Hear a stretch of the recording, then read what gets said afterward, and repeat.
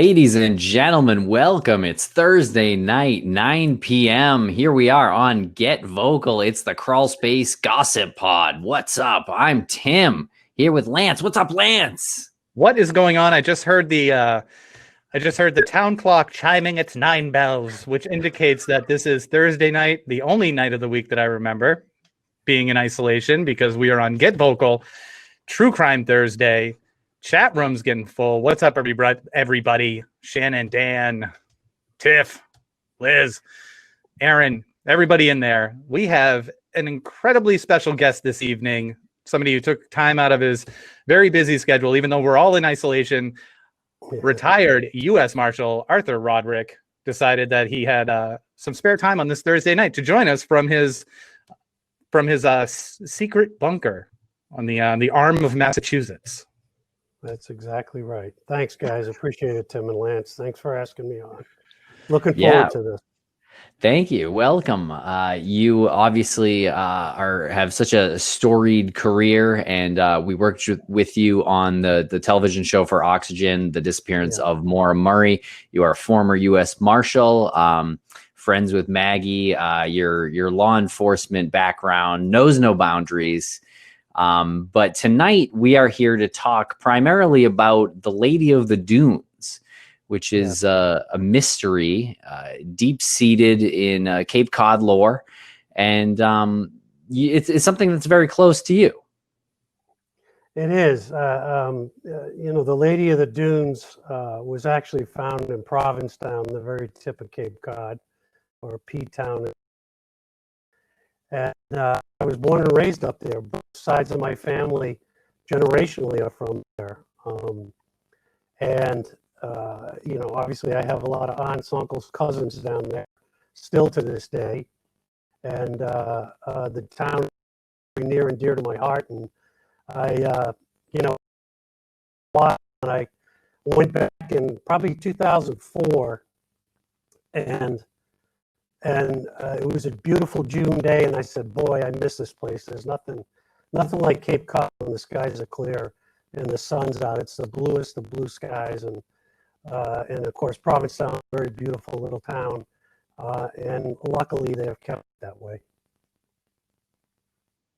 Okay, and how far back does law enforcement go in your family? Because we've talked about your history. Okay, my actual question is, are members of the Roderick family on the poster behind you? No, they're not. The poster behind me is a historical poster from like 1989 that celebrated our 200th anniversary of the US Marshals, which were brought about in 1789. So we put out a series of posters back in 1989 to commemorate the bicentennial. And this is just one of the posters, and it's got several old badges and pictures of marshals back from the 1800s. So it's more of a commemorative piece than anything to do with my family. But your family is pretty steeped in law enforcement, and when the case came about, the Lady of the Dunes, that happened July 26, 1974, you have memory of your father discussing this case. And oh yeah, absolutely. I was 18 years old, and I was commercial fishing with one of my father's brothers at the time on an Eastern dragger, 75-foot Eastern dragger called the Jimmy Boy. And July 26, 1974 was a Friday. So that's the only day we don't go fishing because the market's closed that day. And I specifically remember when this all came about. My father was one of the first criminal investigators in the Army back in World War II. He fought in World War II in the Pacific Theater and became an MP or a criminal investigator afterwards, and was stationed for many years in Japan, helping the Japanese establish a civil police force. He retired in 1962, came back to Provincetown and was actually on the Provincetown Police Department for a couple of years. and then became a deputy sheriff in Barnstable County. And he worked out of the Orleans courthouse, which is the second district court here on Cape Cod. But he was also the bailiff in Provincetown. So if anybody got any trouble, you would see my father to get out of jail and then show up for your approved time at court. But my father was in law enforcement for many, many years. My wife's a US Marshal. My sister's a DEA agent. I also have a sister-in-law who's an FBI agent. So, and some cousins along the line that also are in law enforcement. So my family was either commercial fishermen or law enforcement officers. So I can imagine that the conversation around the Thanksgiving table probably had a lot of football going on, a lot of football topics. A lot of topics going on, let me tell you. And obviously with all the events that have occurred here recently, we've had many conversations about what's going on today in the United States. Well, that's interesting. Actually, we have Pi Rational there. She said the family reunions must be amazing. How does that, when you do get together with your family, and you just mentioned all of the going-ons today, and do you expect when you get together with your family and you have different generations talking, is everybody kind of coming from a different point of view, or do you all have, I guess, sort of the same point of view, and you're just saying, well, you know, this is how we adapt to these times? And can we raffle off an invite? Now that would be interesting, because we do check our guns at the doors. No, I'm only. Oh, you don't check your guns at all. Yeah. I think it's like any other family. You know, you come from a large family, and everybody has varying different points of view. So, you know, although we have a lot of law enforcement people in the family, we have a lot of people that aren't. And I've got, you know, sisters that are involved in public service, nursing and school teachers, and, you know, other family members that are involved in public service. So we sort of all have that kind of view on life as my dad did and my mother did regarding public service and community service. That's so cool that you regard it as public service and community service and not specifically law enforcement. No, it's community service. I mean, you're there to do a job, you know, and I always say it's, and, you know, I think a lot of people will agree, it's the hardest job, I think, going, because you have to emotionally, as a uniformed police officer. Now, I did do 3 years as a local police officer here on the Cape, but mainly I spent my marshal career looking for bad guys, which to me is a lot easier than driving around in a community in a police car and in a uniform. But it is community service. It is what we're there for. And I think we got away from that maybe a decade ago, and I think we're starting to come back to more community policing and more contact with the community between law enforcement and the community, and letting each other know exactly, you know, how we feel, how the community feels. So, you know, even though a lot of this is going on pretty bad right now, it's horrible situation going on. You know, I think it has gotten better over the past decade. You said something interesting, that it's easier, and maybe I misheard you. You said it's easier to be the guy who's catching the bad guys as opposed to being in uniform driving through the communities. Well, from the perspective of when I'm looking for a fugitive, I know what I'm looking for. I know what I'm going after. A police officer in uniform doesn't really know, if they pull somebody over for speeding, exactly who they have in that car. I can't tell you how many times major criminals have been caught because they've run a stop sign or they've run through a traffic light. So being a police officer, you're basically you've got a target on your back in one form or another, and you never know what you're walking into. At least as a marshal, you know, when you're going after bad guys, you kind of know it's dangerous right up front. So you're going to be ready for just about anything. Whereas a police officer, you really don't know what you're walking into. Well, Art, we are all very impressed with your background, but none more than Lance. And Lance has been talking lately a lot about the U.S. Marshal pins that you've given him, the handful of them. So I just wanted to confirm how many pins you've given Lance. I'll just before you. I have no idea. He must be making them. He's making them in his basement. No, that's what he's stop doing it. now. Stop it. Now, we've been talking about this. There's photographic evidence of you giving me a pin when we were hiking Mount Kerrigan. Yeah. Tim is in front of us. You're clearly giving me a pin. You have tears in your eyes because it was so emotional for you. And I... Well, the tears didn't have anything to do with emotion. As you recall, that hike was pretty treacherous. But we got through it together. After you gave me that pin on the hike, we got through it together. Yeah, there was a bond formed at that moment. I feel like it was great. It was great. I was gonna wear all of them tonight, but I didn't want to embarrass. I didn't want to embarrass you or me, because I haven't gotten any. Or Tim mostly. Yeah. Right. I didn't get one on the top of my Mount Kerrigan. So, but yours is in the mail. Too. Well, I'm glad we finally cleared that up because Tim didn't believe me. I feel like we didn't clear anything up, actually. I think it's very clear now. All right, Lady of the Dunes. Yeah. Okay, so the Lady of the Dunes was found on July 26, 1974 by a 12-year-old young girl named Leslie Metcalf. She was walking with her parents through Race Point Beach in Provincetown, Massachusetts. Right. And so this is a Jane Doe. She's never been identified. She's been sort of dubbed that name. And it's probably, this case has always kind of been around for others, probably a lot more than me. But when I came back after I retired and came back to the case, it kind of came back to the Cape. It kind of popped up again. And I was thinking to myself, geez, we haven't done anything on this. Law enforcement hasn't done anything on this case. So I started checking into it, and I found actually they've done quite a bit on this case. In Massachusetts, it's kind of unique or unusual.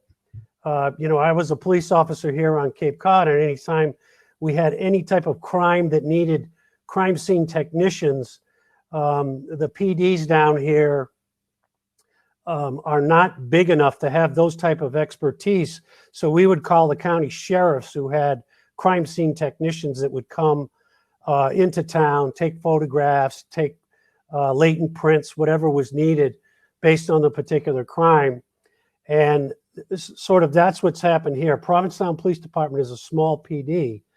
Detective Meredith Lober has the case currently, but it is actually under the investigative jurisdiction of the Mass State Police, which are under District Attorney O'Keefe here in Barnstable County.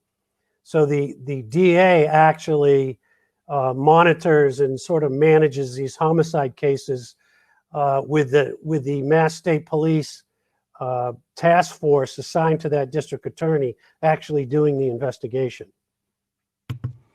And where does this investigation stand now? Because you said that you went down there and you were confused why.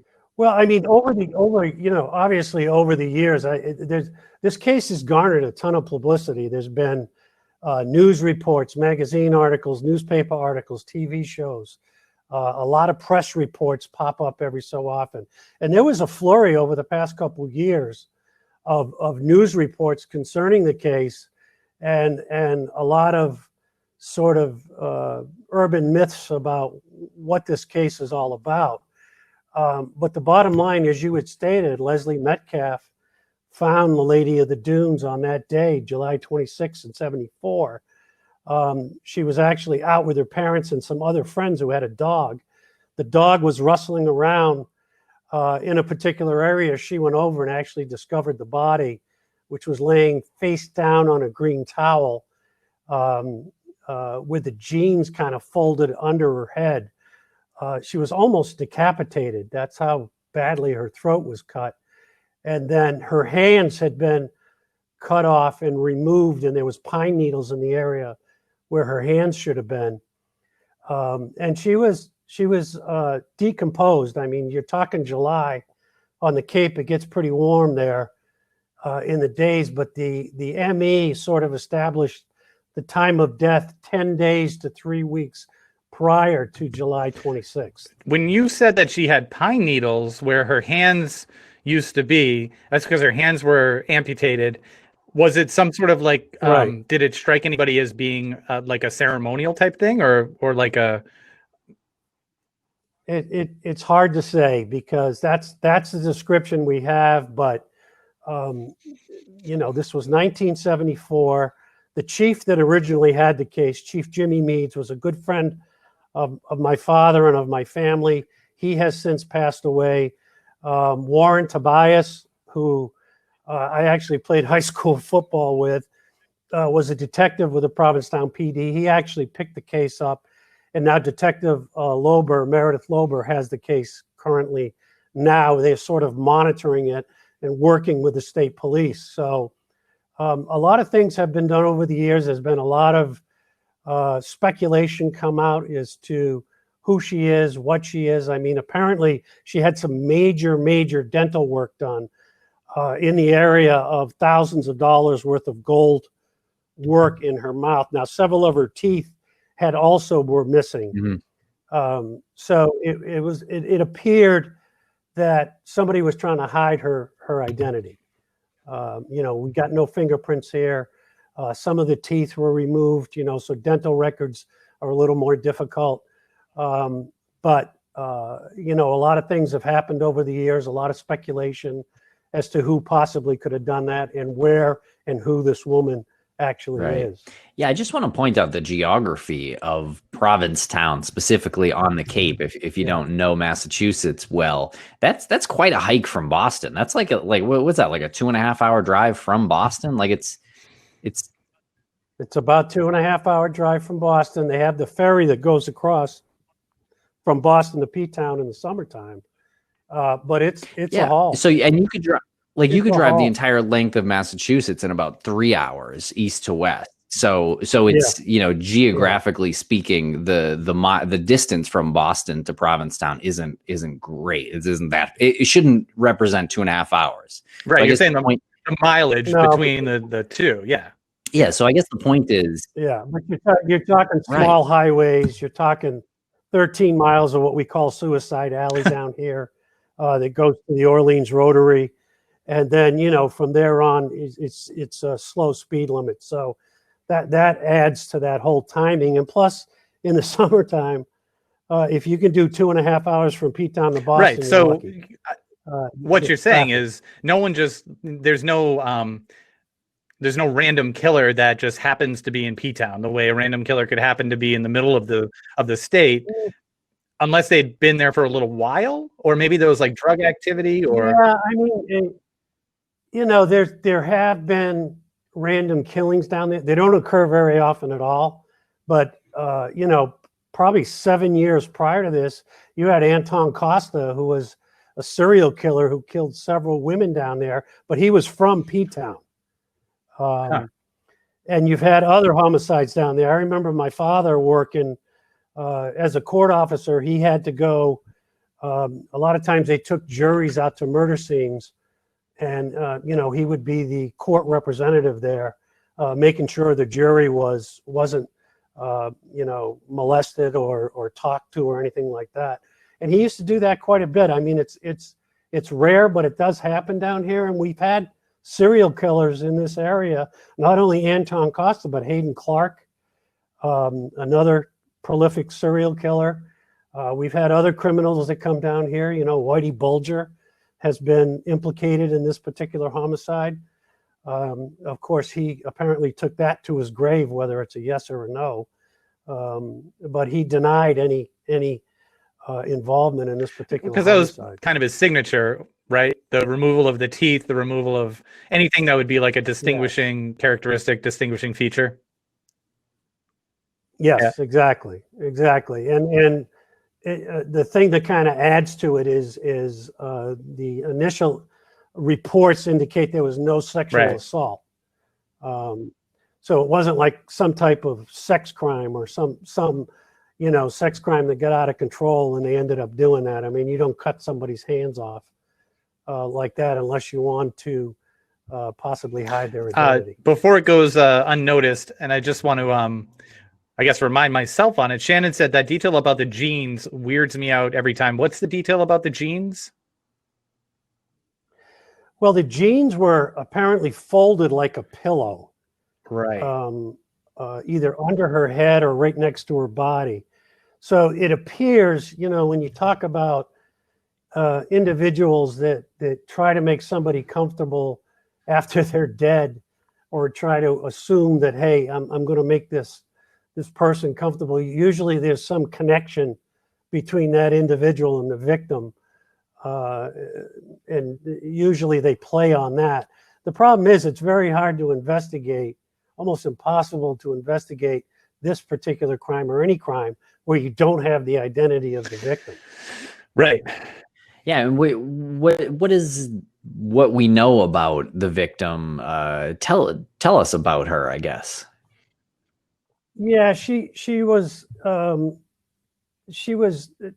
I had mentioned, dead 10 days to 3 weeks. She's between the age of 25 and 39. She's about 5 feet 6 inches tall. She had an athletic physique, auburn hair. And another thing that was mentioned was that the blanket that she was laying on, or the towel that she was laying on, was undisturbed. So, you can draw whatever conclusion you want from that. But there was some blood in the area. There was some tire tracks, and there was some footprints. Unfortunately, when you think back to a case to 1974, the evidence room for the state police and for the PD had been moved a couple times. And unfortunately, it appears what I'm hearing is that all that evidence is lost. What? I thought you were about to say all the evidence from 1974 after a couple of moves was securely kept in a airtight room. And no, unfortunately. Damn. Unfortunately, I mean, you do the best you can. Cold cases, I think everybody's watched enough cold case shows to realize that, when you see a detective go get a cold case, where's he go? In the basement? Usually an old ratted box, and starts pulling out boxes. And a lot of times when you move headquarters, you move evidence rooms, you move this, stuff gets either archived and gets lost, or it just gets tossed, unfortunately. And that appears to be the case here. Now, they do have remains.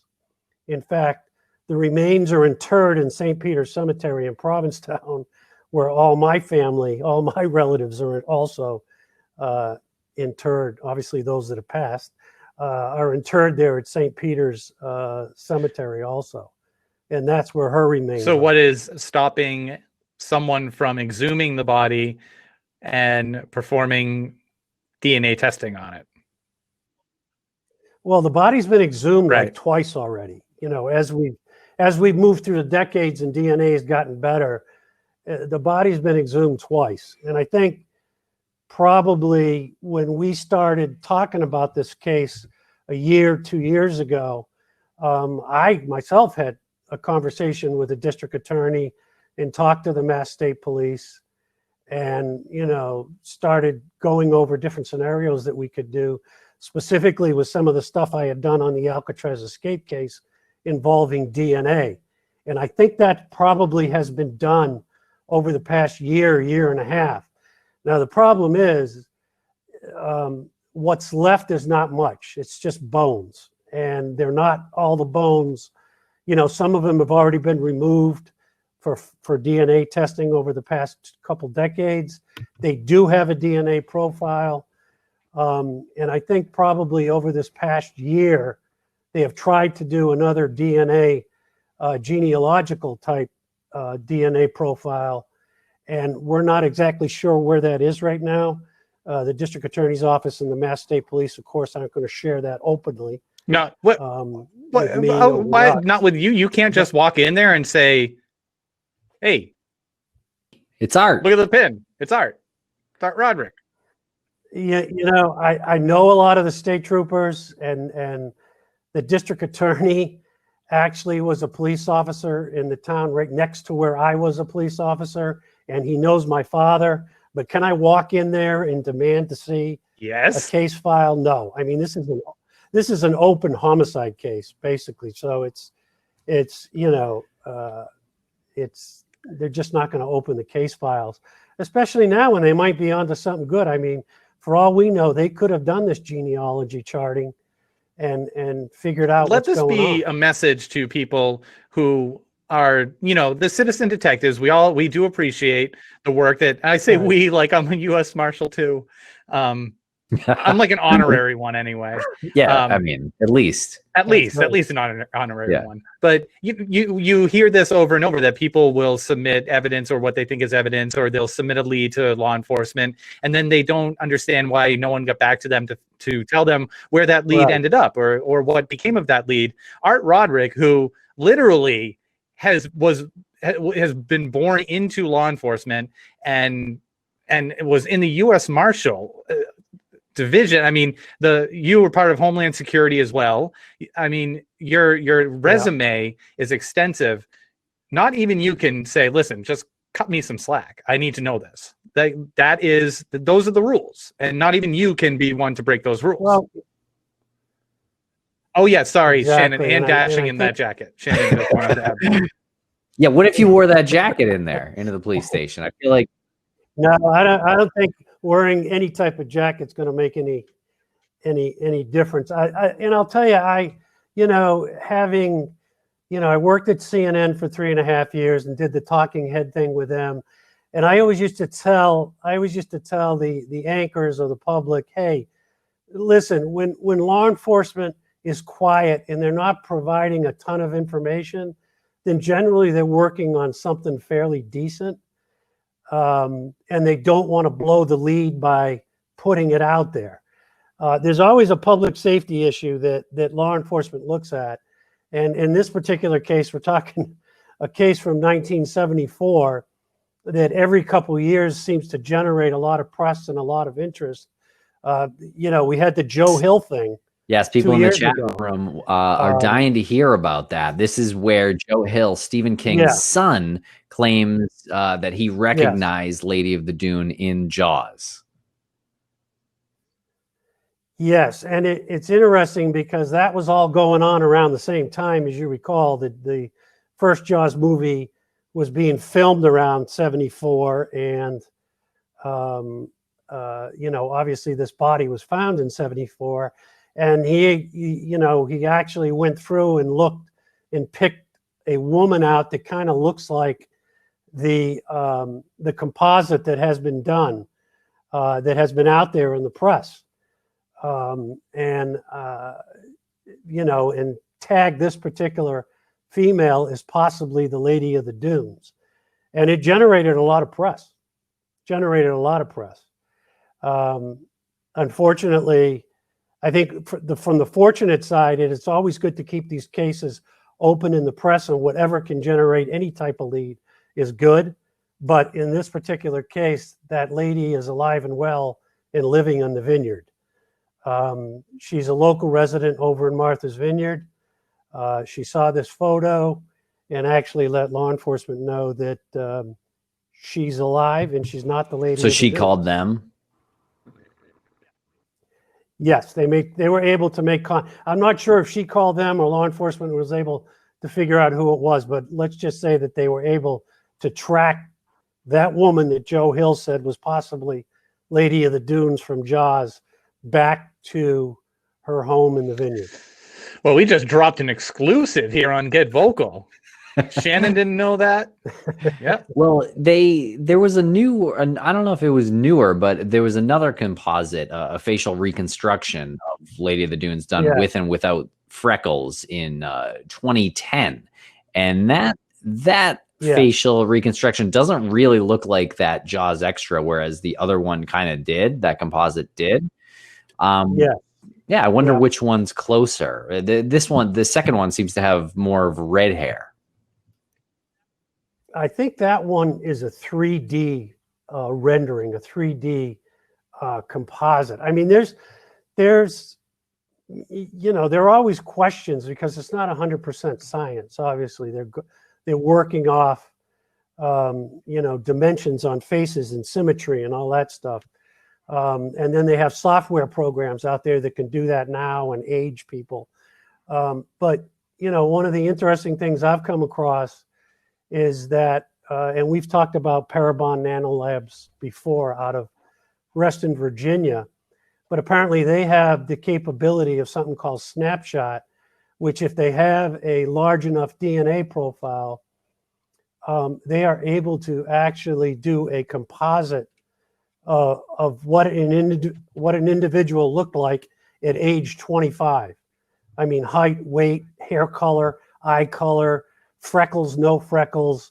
It's amazing what they can do. The only thing they can't do is the weight issue because it fluctuates so much over the years. So, Parabon Nanolabs is able to do that, and I think they've actually copyrighted that particular capability and called it Snapshot. I would love to know what it was like in the Roderick household when you first heard about this and you heard your father talking about this. You said that you found out about it when you were on a fishing boat, but what was it like hearing details? Did you hear details as an 18-year-old? And were you shocked? Was this the first time you heard something like that? I mean, no, because I was around when Anton Costa was killing women in Truro and in Provincetown. So I heard my father talk about a lot of stuff that he was doing at the courthouse. But of course, I'm 18 years old, and it's a Friday, so the fish market's closed. But I have to get ready to go out fishing at 2 a.m. in the morning and not come back for 3 days. So, okay, just another story. Somebody's found dead on the Cape. Interesting. But I never thought it would ever take on this type of, we're now talking about it in 2020. From when I was 18 in 1974. Yeah, for sure. And every time you go back there, because you split your time between your work in DC and your home life on the Cape, when you go back there, you must be reminded every time you cross over into, through like over the, what's the bridge? The Bourne Bridge? The Bourne Bridge? Yeah. So, yeah. I mean, how soon as you're entering into the Cape, do you start thinking about the Lady of the Dunes? Usually when I'm going right into town and I can see the monument, the Pilgrim Monument from the highway, I start thinking about it. But, it's one of those cases where I was never involved. I've never read the case files, and I know probably maybe a little more than what the average person would know, that beyond what the press has reported and what I've researched. But other than that, I mean, this to me simply comes down to, you got to figure out who she is before you can solve the homicide. So how do you figure out who she is? You got to do the DNA, you got to do the genealogy. And I'm fairly sure that the state police are working on that stuff right and you're now. Working with anybody in particular on this independently? Okay. No. No. So you are? No, not really. Bombshell? Another bombshell here? No. You're about to make an arrest. No, hey, there's going to be two parts to this thing. And the biggest part right now is figuring out who she is. Once that's done, that's a huge leap. I mean, that's a light year leap ahead of where they've ever been since 1974. Once they figure out who she is, then the real investigation begins into, who did she have contact with, what she was doing, what's her family, how come nobody's reported her missing? I would say, was she sex trafficked? Was she smuggled, human smuggled? But she's got a lot of really high-end what does that tell you? Done. Well, it leads you to believe she had some money. and that either she had some money or somebody she was with had It's some just money. such a weird place to end up if you were like as a body to be Yes. dumped, you know, like there's one way in and one way out, you know, you can't just keep going. So that's such a Yeah. weird clue to me. And it's also those beaches, Race Point, Herring Cove Beach, that whole area is you know, Provincetown is mostly, other than the town itself, is mostly national seashore.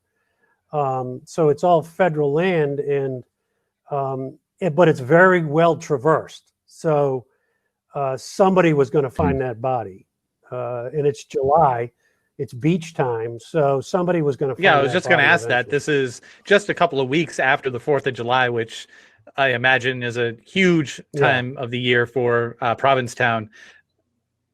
I mean, yes. How does one get away with doing all of that to a human being right in one of the most public places on, you know, in the state at that time? Yeah, I mean, you know, that's the other thing. We don't know where she came from. We don't know where she was prior to her body being found. So, you know, was she in town? If she was in town in Provincetown in July, there's tens of thousands of people there, and it's a small town.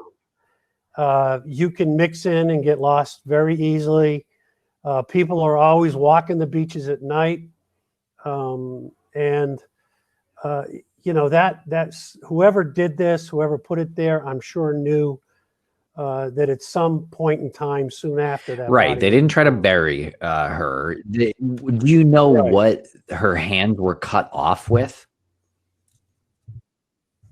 No, I haven't seen the original autopsy report, so I don't know if it was a straight cut or, you know, I didn't see. I don't know how the hands were cut off. Was it done with a saw, with a blade, whatever? I don't. And teeth were removed. This seems somewhat professional to me. Yes. It does sound like. How do you remove teeth? Pliers? Yeah, and she was almost decapitated. So, you know, I don't know if they gave up on that. Do you think that it might be more than one person? Because it could be more than one person, but you know, they have a set of vehicle tracks and a set of footprints. Unfortunately, we're talking about beach sand. So there's, you know, probably the tire prints are more distinguishable than the footprints. Were there a lot of vehicles on the beach at the time? Was it a beach that they allowed the vehicles on? Portions of Race Point they did back then. In fact, I used to go out there all the time on four-wheel driving.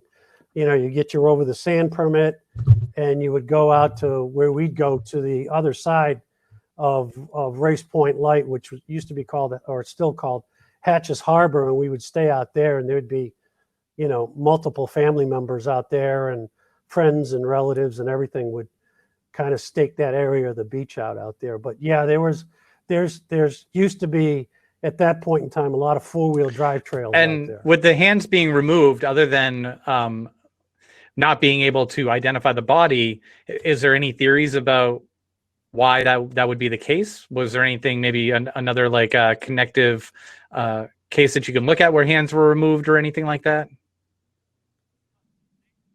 No, they've looked. I can tell you investigatively, they've looked at every possible avenue, from serial killers, you know, the two that I've mentioned already. Well, specifically Hayden Clark was looked at for a while. Whitey Bulger was looked at, but I think it comes down to the fact that the theory I've heard is that they believe that the hands being cut off were just an identity issue. We have Luke here who also says sounds like a boat prop incident. Has there ever been anything explored with that theory, that she might have been the victim of a? Yeah, I think the cuts were too clean, and there would have been other marks, you know, on the body. at that point. It wasn't like she was washed up or she was in the water. Right. Her head, I her mean, head the was body propped with the placed jeans there. too. Right, exactly. And there was a bandana nearby also. So it wasn't like she was out in the water and got hurt and then came up on the beach. It was more like she was Right. placed And there there. is some signs of blunt force trauma on her head. Yes, Any idea what correct. weapon that was? Nope.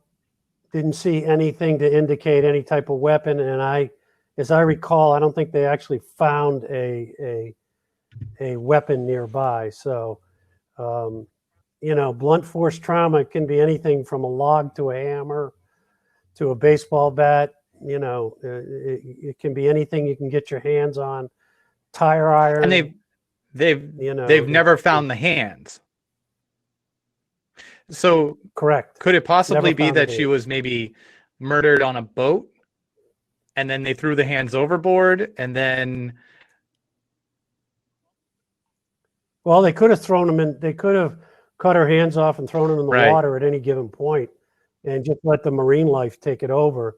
Or they could have taken them. do you somewhere think and that she was buried them. murdered there or was she placed there? Do you think her body was moved? Yeah. It seems like from the blood, and it looks like she was placed. There wasn't a struggle, so it looks like she was placed there. And they say there wasn't a struggle based on the area around the body and the fact that the towel she was lying on, it wasn't really disturbed. So it's hard to say.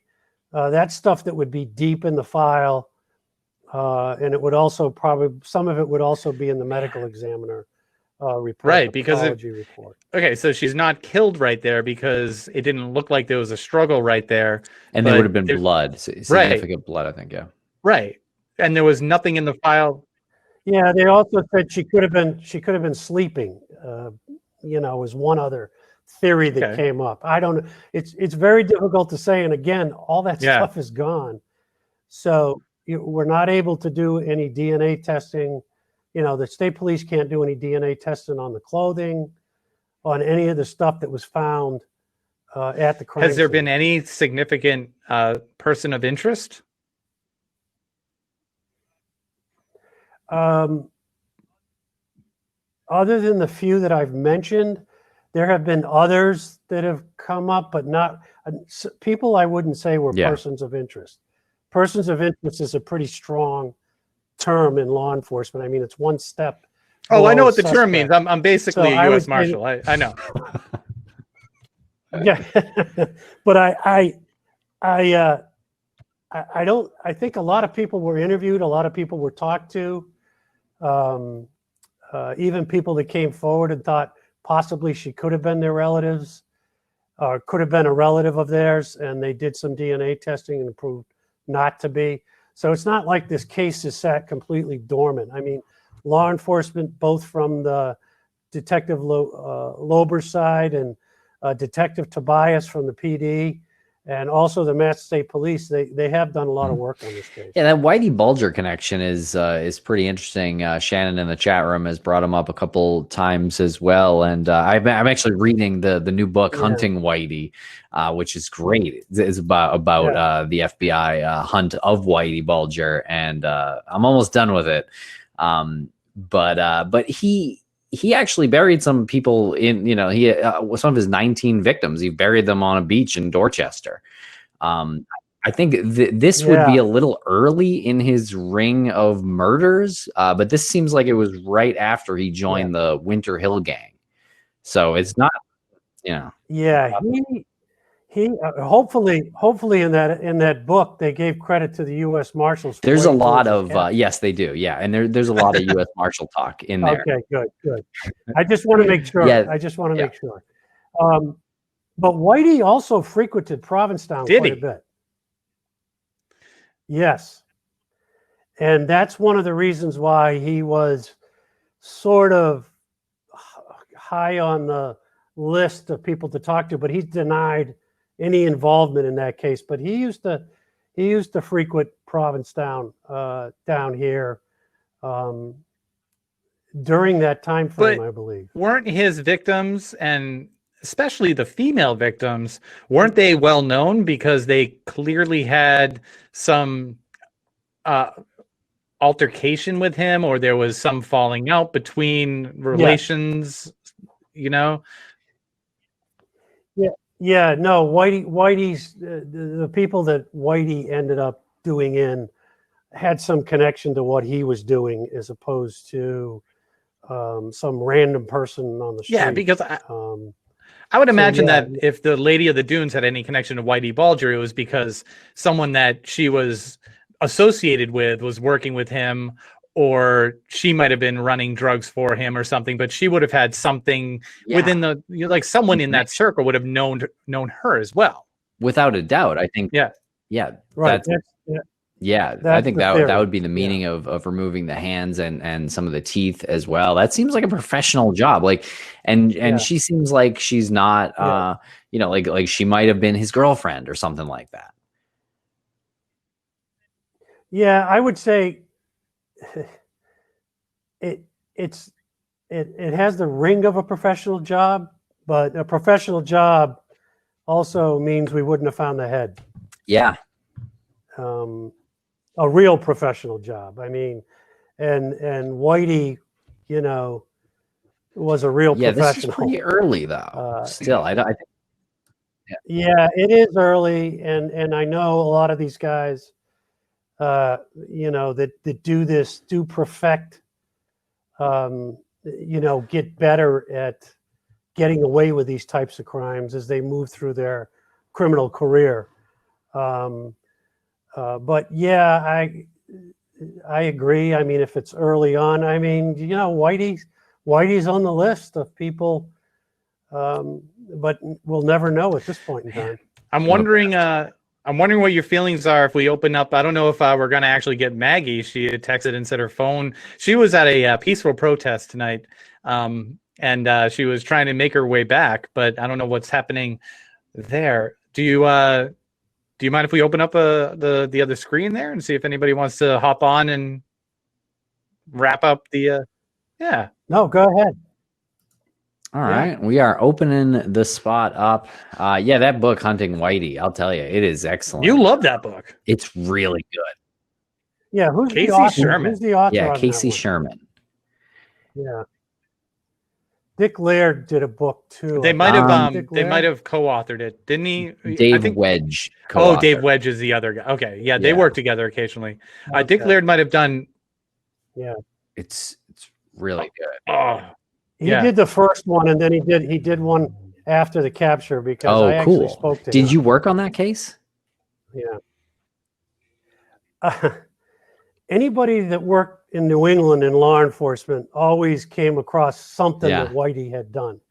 Plus, of all things, Whitey was in Alcatraz at the time of the Alcatraz escape in 1962, and I worked on that for my whole career. He knew for a fact that they escaped. That's what Whitey said. Well, yeah, but that's a Whiteyism. I think they drowned in San Francisco Bay. Did they escape? They actually got off the rock. So everyone's right. But they escaped. They just didn't get too far past it. Yeah, they just didn't get. Have you ever met him? Isn't that really incredible that this character, this like criminal legend that keeps coming in and out of your cases, you know, even when you're retired and you're working with Texas Crew Productions on the Alcatraz TV show, like it still pops back in your life, like this criminal that is. He rose to his power while you were rising to your law enforcement power. In the same state. Yeah, I came across him in a lot of cases, mainly when I was looking for organized crime fugitives in the New England area. Obviously, his name would always pop up, and then the whole issue of, you know, Whitey being an informant and you know, basically ratting on the Italian mob, and all that came into play in a lot of cases. In a couple of 2 or 3 cases that I worked in New England, dealing with organized crime. What was that fugitives. like in your circle of peers talking about this one character, this Whitey Bulger? Was he really as like deadly as, you know, was he? Oh yeah, yeah. I mean, but there's a lot of characters like that, and they were all. I mean, you know, you work cases in Rhode Island back in the day, and you talk about Patriarca. You work cases in Springfield, Massachusetts, and it was Skyball, you know, Scabelli. So the mob guys were always kind of there in the background, and especially with the cases I was working, because they were tied. The two cases that come to mind are Alley Boy Persico and Salvatore Michael Caruana. And Alley Boy Persico was hooked with the Colombo crime family in New York, but was being hit out in Connecticut. Caruana was hooked with the Boston mob. He was being hit in Connecticut. So there's all this connection in New England, New York that was going on at the time to hide these individuals. And who are you taking direction from as a US Marshal in relation to all of the organized crime? Because I'm assuming that you and your peers would look at something that Whitey did or something that you think Whitey would do, and you want to go form a case or maybe form an investigation against him.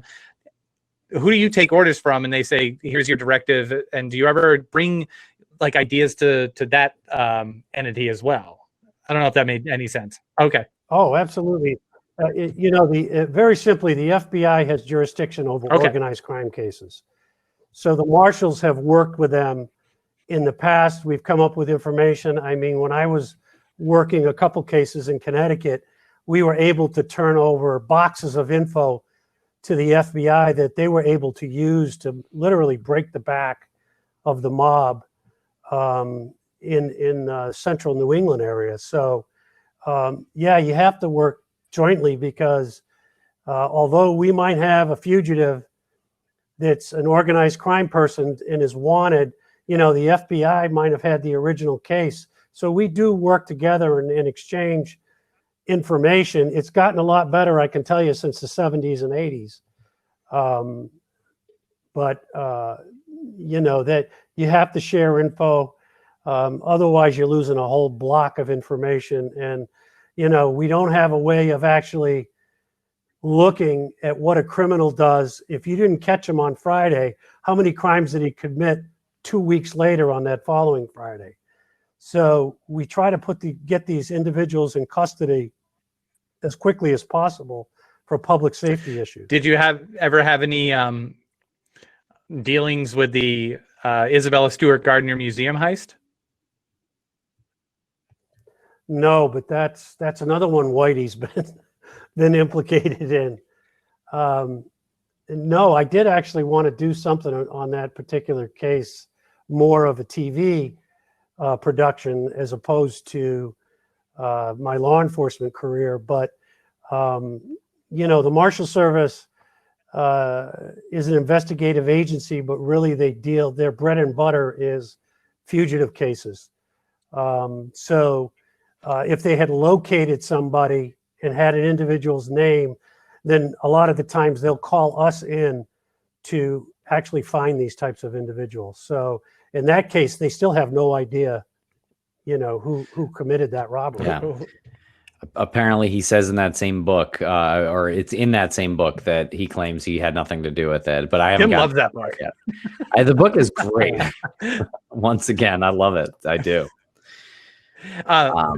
Yeah. Okay, so if the U.S. Marshal Service primarily is there to locate fugitives, was there ever a fugitive that you were assigned to locate that made your heart maybe skip a beat, where you thought to yourself, this is going to suck? Oh yeah, there's a lot of them. I mean, when I had worked in Connecticut in the mid 80s, I got promoted to headquarters and basically ran a bunch of cases out of headquarters in the field. So I'd done a lot of work in Jamaica back in the 80s when the shower posse was huge down in Miami. And, those individuals would love to kill a cop. They don't care. They've got 20, 30 killings to their name. They're enforcers for all the different posses down there. It's kind of died out a little bit now.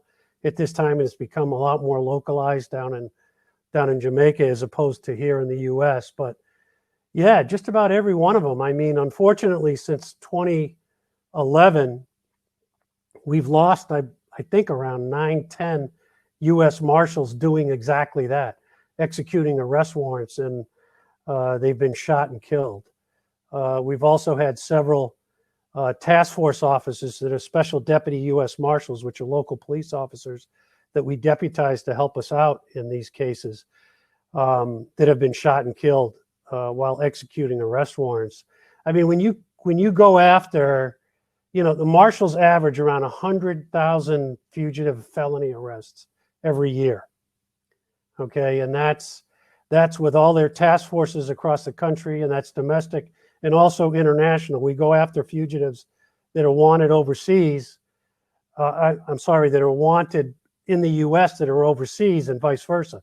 Those that are wanted overseas that come to the U.S., we look for those individuals also. So unfortunately, there's a lot of job security out there for anybody working in the Marshal Service in the fugitive program. Wow. And yeah, you've obviously had some close run-ins in your time with the Marshals. Yeah. My mic was muted. I'm such a rookie. I was like, why is Tim interrupting me so blatantly? How disrespectful. Well, what were you going to say? I was wondering why there was, or if you had any opinion on the spike in U.S. Marshals and arresting officers being shot while they're executing their duty. Yeah, I mean, we did look at this. This was looked at by the agency of the Department of Justice back in probably 2012, 2013, when we had a really huge rash of shootings. And, I don't think they came to any specific conclusion other than, when you're looking for a guy that's wanted for murder and he doesn't want to go to jail and he just as soon die in a shootout, that's what you're up against. So that happens quite a bit. I mean, you're going after very bad people that are wanted by a state, local, or federal jurisdiction that just don't want to go to jail. And they'll do anything to stay out of jail. And a lot of them want to go out in a blaze of gunfire. We try to minimize that as best we can, but sometimes you just can't. And it's a shame and it's horrible. And unfortunately, over the past decade, I've been to unfortunately, I think the answer is that it's just human nature changing. Human nature just being human nature. But Tim, you had your point was also really good about the situation. Yeah, that too. You? What? Yeah. Well, because I'm very interested in that as well. What's my point? I really don't remember. What was it? Oh, you said Art was talking about being in precarious and dangerous situations. Well, yeah, I mean, we know of a few just from talking to Art and knowing a bit about his history, but I mean, it's really I don't know what to ask here, and makes me uncomfortable, to be honest. Don't. Yeah, I mean, listen. Some of them, one in particular has been highly publicized, so it's unfortunate, but I always say, who the heck wants to do this? This is a job. I enjoyed it because it was, to me, to put these types of individuals in jail was very not only self-satisfying, but also did a huge service to the community. But a lot of the people I worked with were really, really good at doing this. And, we used to call it sort of like adult hide and seek, where you've got good guys looking for bad guys. And you always try to be the safest you can be. And if something is unsafe, the one thing we've all learned is, if that individual is not an immediate threat to public safety and you think you're going into an unsafe situation, just pack up and come back the next day.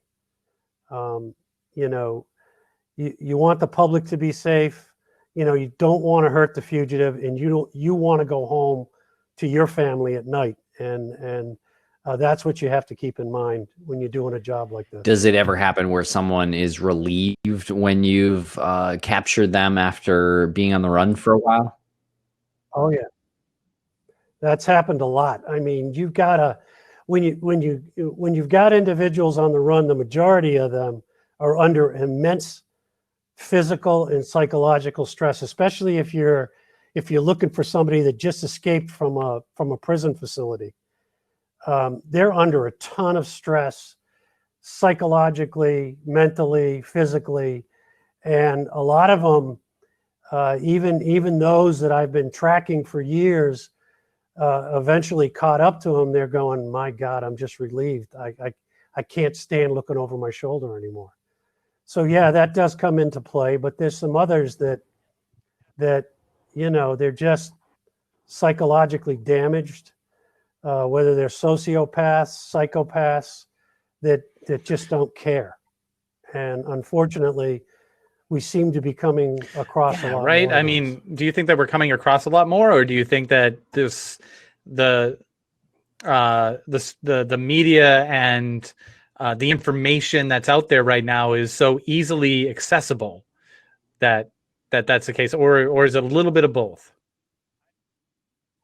I think it's a little bit of both. I mean, with the time I spent at CNN, I probably talked about 50 to 60 active shooter type things. And a lot of them, what I found was that a lot of these active shooters were studying past active shooters and trying to get better than the last person and have a higher body count. As sad as that is, we actually found that out to be fairly true in a lot of these cases. The FBI came out with a huge study a couple years ago. I think it was the spring. It was about a year or a year and a half after the Vegas shooting. The Bureau published a really lengthy study on active shooters and their mindset and their makeup, and it's pretty interesting to take a look at it. You can get it online. But it really delves deeply into the personality behind the active shooter and the differences between really them. Yeah. Where can you access that? Check it on the FBI website. And it has, the cover of it has welcome to Las Vegas sign. Yeah, just look for Vegas shooting report or FBI active shooter report. And I believe it was a year after the Vegas, a year or 18 months. And you've gone on CNN shooting. after these active shooters, these events have happened. You've gone on and you've given your professional opinion, your analysis of it. When did you start doing that? Was there a particular mass shooting that you started looking at and you were like, okay, I'm seeing differences or I'm seeing similarities between, Columbine and yeah, I mean, the thing that got me involved with CNN was the escape out of Dannemora. Matt and Sweat, the two guys out of Northern New York. It was in 2015. I think it was like June of 2015. What is that? I don't know what that was. The escape out of Dannemora. No. The two guys that escaped out of the facility in Northern New York. And we're out for like a month. 35 days right. Or something. They were like, the Marshal Service had referred CNN to me at the time. I was working for Homeland Security, and Homeland Security gave me permission as long as it was nothing to do with a Homeland job. So I was probably on for every day for that 35 days between CNN, Fox, MSNBC, BBC, TV French One. So that's what sort of got me started in it. And of course, those types of cases are right up the Marshal Service bread and butter, escape cases. So that was, fairly easy for me to comment on, especially since I've investigated a lot of prison escape cases. Did you ever comment on the Sandy Hook shooting? That was no, before I that. think that was before. Yeah, wasn't that like 20? God, sad to say, but 13, I don't remember what year that was. I think so. Was Yeah. it 2013? Yeah, that was unbelievable. A lot of sad Seriously, things. God. Well, Really I don't want to sad. end on a sad note, but it's 10:06. God. Yeah, well, one thing I wanted to mention was in that book when Whitey Bulger got caught, they asked him if he was relieved, and he said, "Are you fucking kidding me?" No, he's a career dude, man. Yeah. He was happy being out with his girlfriend Catherine out in California. So it was weird because over that period of time when he was out and about, the Marshal Service had actually done quite a few leads, specifically the one in Italy. But I don't know, in that particular book, did they talk about a year previously somebody saw or reported seeing Whitey out on the Santa Monica? Yeah, they Pier do in a mention Celtic that. shirt? They also go into a story where a couple of FBI agents went into a movie theater to see The Departed, and Whitey Bulger was in the movie theater watching The Departed with two FBI agents who recognized. Yeah, I don't know how. Apparently, Bulger later claimed that they have good movie theaters in San Diego, which is the city where that happened in. So I don't know.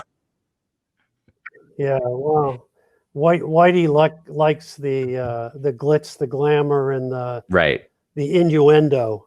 I don't know how much of that is true, but it was, it was all came down to that girl from Iceland. Yeah, the landlord there. Yeah, that ended up getting him caught. So what do you make of his murder in prison? Yeah, I actually, I don't know if CNN had talked to me. I think they did. I know I had passed on some info. I don't know. I mean, he was, I believe at the time he was asking to go into general population, which to me was crazy, especially in that particular prison with those two brothers from Springfield in there. And that's who eventually ended up getting to him. But, unfortunately, it's just a huge breakdown in prison security. And I don't know how he got classified to go into general population. That to me is a huge mistake. And he should have never been even considered to go. So you see it as like a breakdown in security. How do they not know? Like, this is Whitey Bulger, and then they knew, but well, they knew. I mean, they knew. Is there a conspiracy here? I don't know. It's ripe to talk about it. That's for sure. And they were able to get him out of the view of the cameras. And the one thing you also have to remember is that prisons aren't. I've got a lot of respect for prison guards, Federal Bureau of Prisons, and prison guards around the country and county, state, and city facilities, but they're underpaid and they're overworked, and a lot of that leads to breaches in security.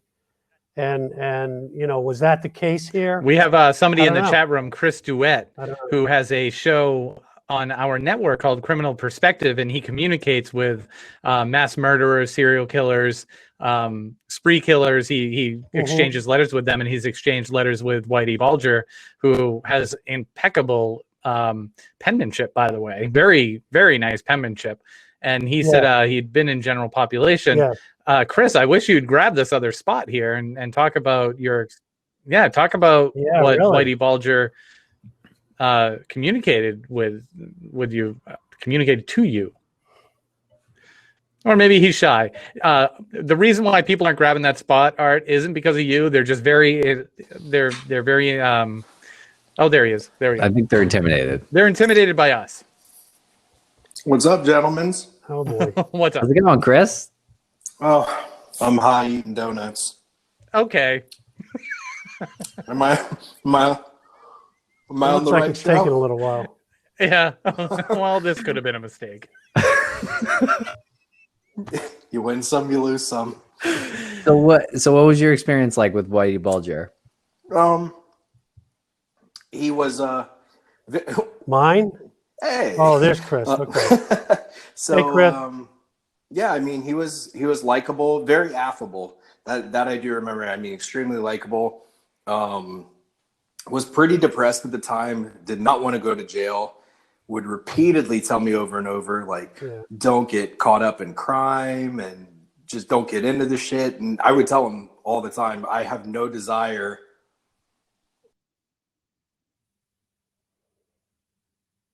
Well, Yeah, I think we lost him. lose Yeah. Chris? Yeah, no, hey, Whitey is a prolific writer. I mean, he wrote to the two nephews that I worked with on the Alcatraz case, on the Anglin brothers, two nephews that I worked with on that on the show. He had written to them also, about his time in Alcatraz and his time knowing the characters at Alcatraz to include. Yeah, he had mentioned that in letters to me, and never went in.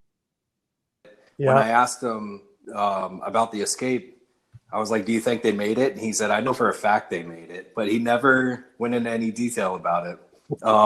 He did tell me about one time, I believe it was Clarence Carnes, the Choctaw kid.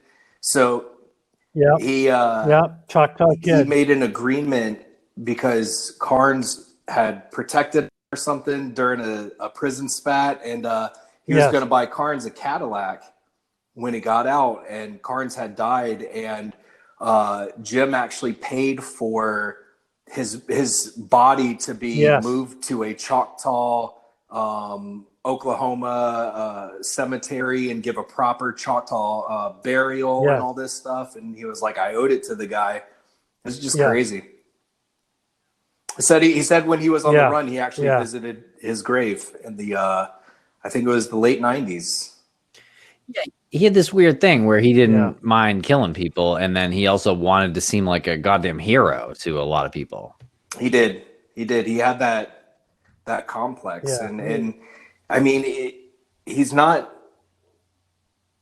hard to like. You want to dislike the guy because you know how fucking horrible he is and how much bad shit he's done. You want to dislike him, but when you're talking to him, he's, you're talking to a very likable person. Is no different from, any of us. And you kind of, put it in the back of your head or forget about it. And, he has his own things. I never heard any women. I never heard any FBI agents. I never, and he swears up and down by it. And he just wants to be seen as this respected person, even if it's just, respected for being a criminal. He just wanted that. Yeah, he knows how to manipulate people too. Mm-hmm. Yeah, he's a con man, and he knows how to manipulate people, and he wants to come across as sort of that Robin Hood type character. But behind the scenes, he was a pretty brutal individual. It's the older he got and everything, the more he presented himself in that regard. I'm just a frail old man, and and it was good and bad. Because he's not being genuine, that this guy's always dangerous, right? And at the same time, you do let your guard down a bit, and you do, like, he is good at sneaking that in there, and if he wants you to feel bad for him, he knows what to say, and I mean, like you said, he's a con. He was good at what he did. He's good at being a criminal. Yeah. Yeah, and he was always concerned about how Mhm. he was going to be looked Right, at yeah. after he was going to be gone. And I think that had a lot to do with what he's trying to do when he got older and tried to, I don't know, I guess rejuvenate his his background, but Yeah. pretty mean definitely. guy. yeah, complete cold-blooded killer. I was literally shocked reading Yeah. this book about some of these stories that where he killed people. I'm only laughing because I mentioned the book a million times tonight, but yeah, no, it's terrifying actually. Completely yeah. terrifying. He was absolutely brutal and ruthless. There was no one he wouldn't kill and nothing he wouldn't do. I mean, that's how he was so successful, because Yeah. not a lot of people have that degree. I mean, I know you hear a lot about psychopaths and the spectrum of psychopathy and everything, but no, this guy literally, it didn't matter. It didn't matter who it was, how it happened. He did not. He had that. Yeah. He had that absolute callousness. Oh my God. And he manipulated the FBI. And we haven't even talked about his brother. Right. His brother infiltrating these positions of power, whether it was the president of a or the dean of a university, or just like he used all of that. He used all of that political influence. Yeah. It seems his whole family is just street smart, book smart. I said it And last ruthless. time. And ruthless. They all have that. I mean, yeah, it just, you look at all of it and it seems like it runs in the family. His nieces and nephews are lawyers and all this stuff, and family members in politics and everything. And I don't know, he used that. He had that drive to be just as successful as any of them. And he was not a stupid guy. But he Right. he used it to be a really good criminal, and that's what sucks. And he could have, a lot of your top businessmen are psychopaths. I mean, a lot of people know that, and you can use it for benefit, and he did. But at the same time, he was, he had that callousness, that ruthlessness, and he was hurting lots of people to get ahead. And that's what, I mean, really sucks about the guy. Yeah, and that power is just intoxicating, right? It's addicting. Has to be. Yeah. Has to be, especially at his level. You haven't seen too many American criminals that have that degree of real power. It's scary. Well, when Tim was reading the book, he was quoting passages to me from the book, which, it's just one of the moments that is pretty amazing to think about, that must do something to somebody's ego to just like elevate them to this level of this stratosphere of power, where when Osama bin Laden is executed, you become the number one FBI's most wanted. I mean, how could you not get an inflated ego from that? But at the same time, I think before that, he always had that grandiose sense of self. He always saw himself like that. It is just a matter of implementing it and really becoming that. And he did. Yeah.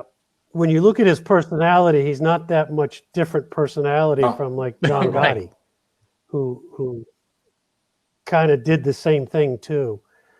He tried to come off as this Robin Hood type character, but geez, he was a and that's the thing is my last conversation with Jim, he was saying to me that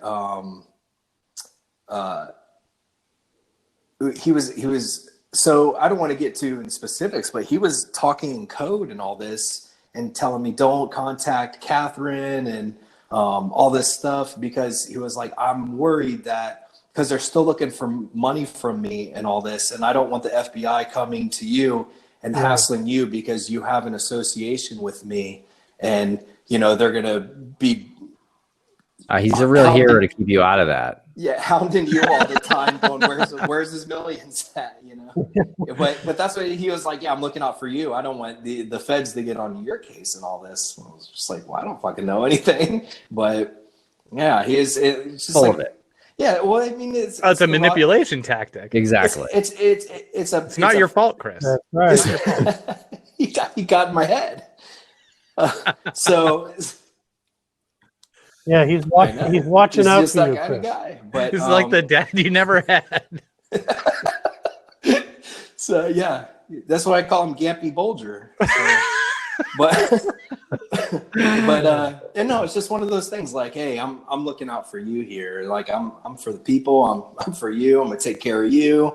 It's just like, dude, you're fucking like you're facing a death penalty in like 8 different states on top of federal charges. Like, you're not like, what are you doing for me? Yeah.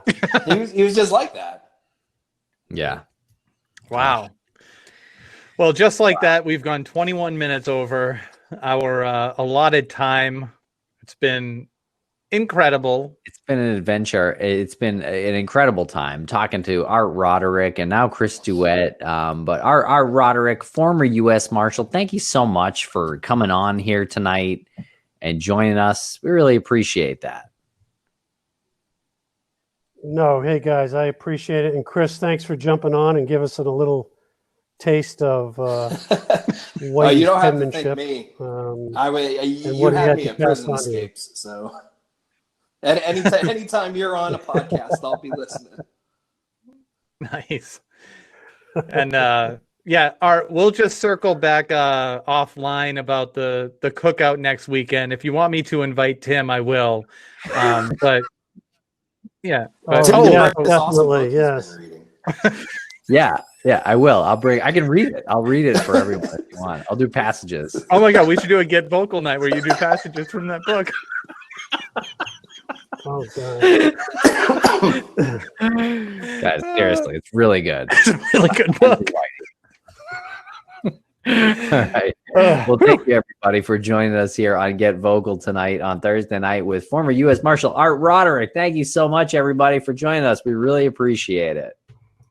Stay safe. Thanks, everybody.